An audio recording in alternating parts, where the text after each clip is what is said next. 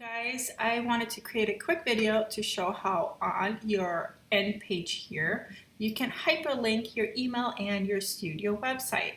This is awesome if you, like me, like to send your clients a online PDF with information about your sessions or price guide. And so this will make it easier for them to actually get in touch with you. So what we're going to start with, we're going to change this to my email address at Studio Freya. We're going to change this to my website.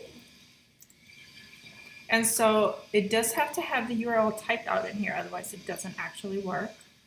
And then I'm going to do these so that in the middle, you see how these guides are aligning, super nice. Now this is what we're going to do. Up here on your, this is actually under your crop tool. You go in and you hit your slice tool right there. Now we're going to create two slices. One's going to be around our email address and the other one's going to be around our website address.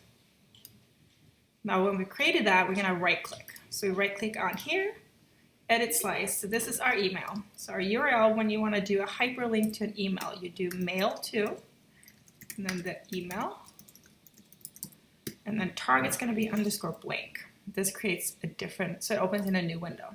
Same thing with our website address, edit slice options. This can be website. URL is our website, freja.com underscore blank. Perfect.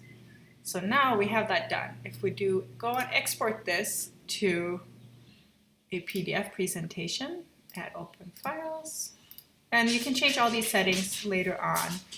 We're going to do a test end page, replace for me, save PDF. That's fine. Now if I go in here and I open this up, now if I click on this or even hover over it, you'll see that there's mail to and our website. If I click on this, it'll open up a mailing window so they can send emails straight to me, super easy. And then for the website, it'll go to my website. Super convenient, super nice. It gives them an easy way to contact you. Enjoy!